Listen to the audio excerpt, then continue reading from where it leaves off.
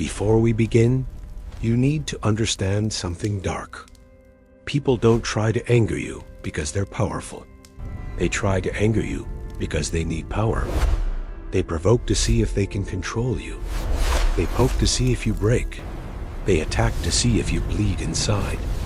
But there are a few people in this world, rare, unsettling, almost eerie in their composure, who simply cannot be bothered. Their calm is so strong that it becomes terrifying. Tonight, we meet one of them. Rome had many cold places, but none colder than the archives beneath the Senate. And that's where Lucius worked. Silent, disciplined, out of the spotlight. One day, a senator descended the stairs, a man known for his temper, his pride, his need to feel dominant. He confronted Lucius. With a tone dripping in contempt. You think silence makes you wise? No, it makes you small. Lucius didn't move, didn't raise his gaze, didn't respond. The senator leaned closer, his voice lowering into something venomous.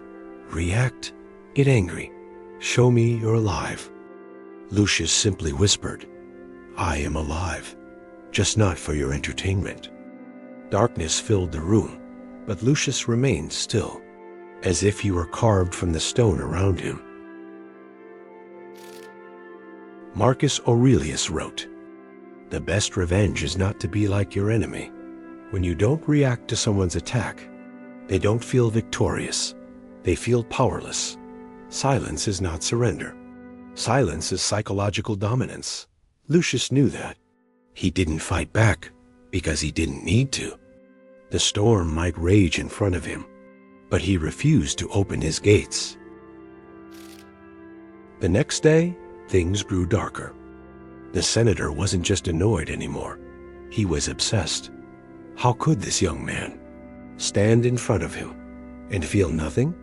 He entered the archive again, shadows stretching behind him. Lucius, your calm is an insult to me.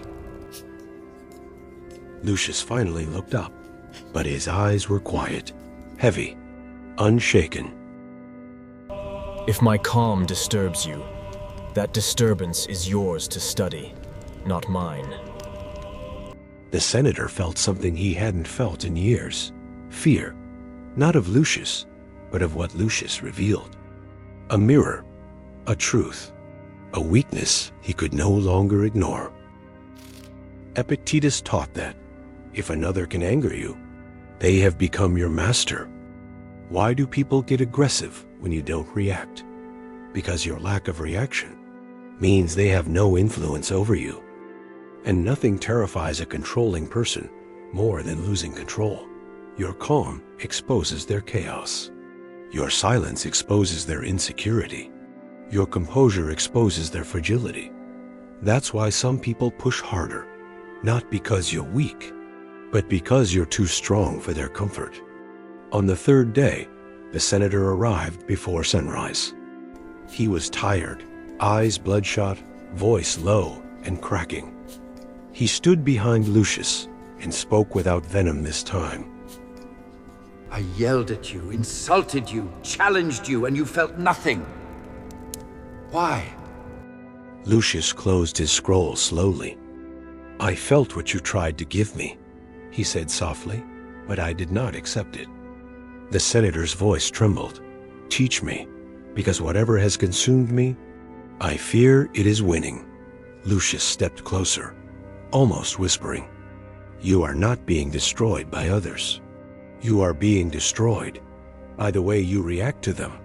The senator sank into a chair, as if the truth itself had weight. Here are 4 Stoic truths. 1. Not everyone deserves access to your emotions. Some people don't want to understand you. They want to control the way you feel. They push your buttons just to see if they still matter to you. They create problems just to feel relevant. They want your reaction because it tells them they still have influence over your peace. And when you've been drained, hurt, or betrayed enough times, you learn something important. Not everyone deserves a doorway into your emotional world. You don't have to explain yourself to everyone. You don't have to respond to everything. You don't owe anyone the version of you they want to provoke. Sometimes maturity is saying, I'm done giving my energy to people who only show up to take. 2. A calm mind makes others confront their demons. Your calmness won't always be seen as strength. Sometimes people will get uncomfortable around it, because when you're peaceful, you stop giving them someone to blame, someone to argue with, someone to drag into their chaos. Instead, they're left alone with themselves. And for many people, that's the scariest place to be. Your peace reminds them of the storms they never healed from. Your silence reminds them how loud their insecurities really are. Your maturity shows them the emotional mess they're still carrying. You don't calm down for people. You calm down for yourself. And your peace becomes something undeniable, even to those who don't understand it. 3. Emotional control is rare, and that's why people react to it. Most people are walking around overwhelmed, stressed, confused, or emotionally tired. Life hits them, and they hit right back. No pause, no breath, no reflection. So when you stay composed, when you don't take things personally, when you respond instead of react, you become different in a world full of emotional noise. People might say you're cold. They might say you don't care. But the truth is, you care enough to not destroy your own peace. Emotional control doesn't mean you feel nothing. It means you've learned to stop letting feelings wreck your life. And that's strength most people don't realize they need. 4. You win by staying in your world, not theirs. There will always be people who live in chaos. People who love drama, who start arguments, who twist your words. People who want you to react so they can say, see, you're no better than me. Because you no longer feel the need to fight every battle. You don't join every argument. You don't attend every emotional war someone invites you to. You stay in your lane. You protect your space. You guard your energy like your future depends on it, because it does. Let them throw fire. Let them drown in noise. Let them chase chaos. You stay grounded. You stay focused. You stay untouched. That's how you win, not by fighting their battles, but by refusing to enter their storm.